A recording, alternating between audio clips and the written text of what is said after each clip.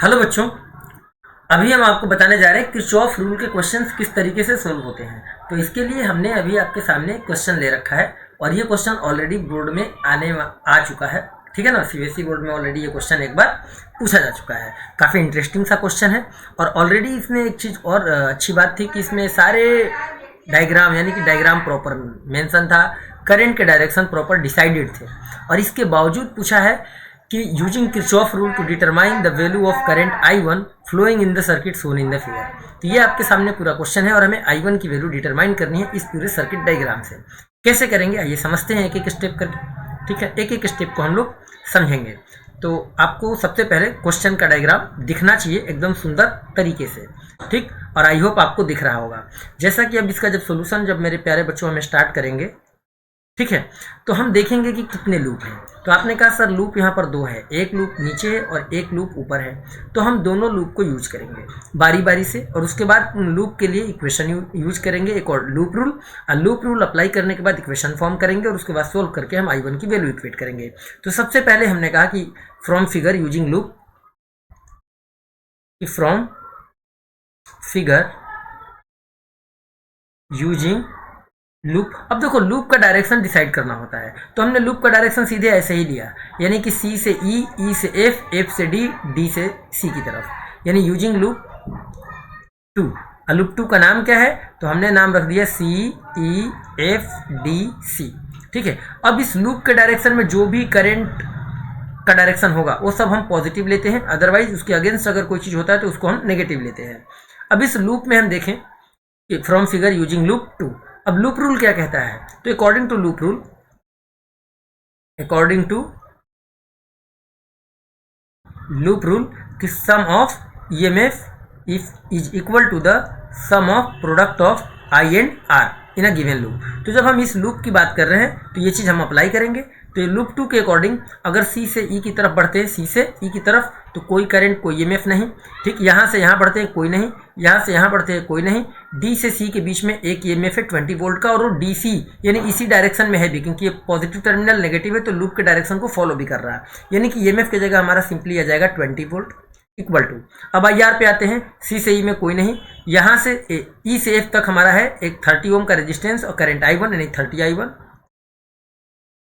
I1, यहाँ से यहाँ तक कोई नहीं और D से C के बीच में हमको फिर एक मिलता है 20 ओम का और ये करंट कितना है? I3 है इसमें, है ना, तो 20 I3। तो एक और हमको वैल्यू मिला लूप के अकॉर्डिंग ही 20 I3। अब देखो अगर 0 0 0 तो 0 0 0 0 दोनों तरफ कैंसिल हो जाएंगे, तो हमारा बचेगा कि 2 is equal to 3 I1 plus 2 I3। This is equation 1। आपने कहा बिल्कुल बढ़िया, ये अच्छी बात है, ये हो गया। अब अगर एट द जंक्शन की बात करें तो जंक्शन पर हमको क्या मिल रहा है? जंक्शन पर ये मिल रहा है कि I3 करंट आया और ये दो हिस्सों में डिस्ट्रीब्यूट हुआ, इधर I1 और इधर I2। तो हम जंक्शन C के लिए जंक्शन रूल लगा दें। तो हमने कहा at junction C, at junction C, junction C पर हमको ये मिल रहा कि I3 डिवाइड हो रहा I1 और I2 में, यानी कि I3 इज इक्वल टू, इसको I3 लिख दे, एकदम अच्छे से लिख लो भाई, एकदम सुंदर सुंदर लिख लो कि I3 is equal to I1 plus I2। चलो इसको भी इक्वेशन 1 मान लो, इक्वेशन 2 जरूरत पड़ने पर ये भी हम लोग यूज कर सकते हैं। अब आते हैं हम लोग लूप 1 में। कहाँ आएंगे बच्चों? अब हम आएंगे इस लूप 1 में। लूप 1 का नाम हमने क्या रखा? लूप 1 का नाम हमने ऐसे रख दिया A C D B ऐसे, ठीक है ना, या इधर से रख दो A B D C A। ठीक है, तो हमने ऐसे रख दिया। हमने कहा यूजिंग लूप 1। लूप 1 का नाम क्या है? तो हमने रखा A B D C D लिखना है पहले, A B, उसके बाद हमने D C A, ये हमारा लूप का नाम है। देखो A B D C A हमने इसमें ऐसे ले लिया। ठीक है, अब लूप के अकॉर्डिंग हमारा क्या होना चाहिए? कि लूप के अकॉर्डिंग हमारा होना चाहिए कि sum of EMF is equal to sum of I into R। तो ये फॉलो करना है। अब देखो इस लूप में अगर A से B की तरफ जाते हैं तो एक है 80 वोल्ट जो कि लूप के अकॉर्डिंग है, क्योंकि इधर प्लस है तो करंट हमारा इधर ही जाना चाहिए और ये I2 इधर ही जा भी रहा है ना। तो ये हो गया हमारा 80 वोल्ट वाला। और D से जब सी की तरफ जा रहे हैं तो ये भी हमारा सपोर्ट कर रहा है, कोई दिक्कत नहीं, तो यानी ये भी हमारा इसी में ऐड हो जाएगा। तो 80 + 20 दोनों हमारे ऐड हो गए, तो ईएमएफ की जगह पे हमारा आ गया 80 + 20 यानी कि 100। तो अगर अभी हम सेपरेट लिख दें तो सेपरेट ये हो गया। अब आते हैं आईआर पर। तो यहाँ से यहाँ तक में कितना करंट है, ये एक रेजिस्टेंस दिया हुआ है, और इस रेजिस्टेंस की वैल्यू की अगर मेरे प्यारे बच्चों बात करूँ तो आपको यहाँ पर वैल्यू नहीं दिख रहा है, लेकिन मैं आपको बता दूँ कि इसमें वैल्यू कितना है। तो रुक जाओ यार, मुझे देखना पड़ेगा कि इसमें वैल्यू कितना दिया था, छूट गया है शायद ये। इसमें वैल्यू आप लोगों का है 20 ओम। यहाँ पर वैल्यू कितना है बच्चों, यहाँ पर वैल्यू है 20 ओम। तो यहाँ पर आ जाएगा हमारा 20, यानी कि I2 × 20, तो ये आ गया 20 I2। ठीक, BG में कोई नहीं, DC में हमारे पास है 20 I3, तो प्लस का 20 I3, ठीक है, प्लस का 20 I3 दिख गया आपको। तो ये हमने पूरा लिख लिया। अब इसको भी सोल्व कर लें, तो 80 + 20 क्या हो गया, 100 = 20 I2 + 20 I3। अब क्या इसको सोल्व किया जा सकता है, आपने कहा बिल्कुल। अगर 20 से डिवीजन लगा दिया जाए सब तरफ, तो इधर आ जाएगा 5 और इधर आ जाएगा I2 और इधर आ जाएगा I3। ठीक है, अब इसको हमने नाम रख दिया इक्वेशन 3। क्या नाम रख दिया, इक्वेशन 3। अब समझो हमको वैल्यू किसकी इक्वेट करना है बाबू, तो वैल्यू हमको इक्वेट करना है क्वेश्चन के हिसाब से I1 की। क्वेश्चन के हिसाब से किसकी वैल्यू इक्वेट करना है, I1 की वैल्यू इक्वेट करना है ना। दिख रहा है कि नहीं हो, दिख रहा है। चलो, तो जब I1 की वैल्यू हमको इक्वेट करना है तो अब हमें कुछ ऐसा इक्वेशन बनाना है जिसमें I1 आ जाए। तो आपने कहा कि सर बना सकते हैं ना, इक्वेशन 1 वाले में I1 और 3 तो है ही I3, और इक्वेशन 2 में हमारा I3 = I1 + I2 है। तो ऐसा क्यों नहीं करते हैं कि इस वाले से I2 को रिमूव कर दें। तो इक्वेशन 2 का वैल्यू अगर हम इक्वेशन 3 में रख दें I2 की जगह पे, तो यहाँ से अगर I2 की वैल्यू बच्चों इक्वेट करेंगे तो I2 हमारे यहाँ से कितना निकलेगा, तो निकलेगा I3 - I1। निकलेगा कि नहीं, आपने कहा बिल्कुल सर निकलेगा। तो सेकेंड इक्वेशन में से I2 की वैल्यू उठा के यहाँ पर हम रख देंगे। तो हमने कहा using equation second and third. अब इधर है हमारा 5 और I2 की जगह हमने लिख दिया I3 - I1, अब प्लस में ये है ऑलरेडी I3। सोल्व करने पर हमारा क्या मिला, तो ये मिला 5 =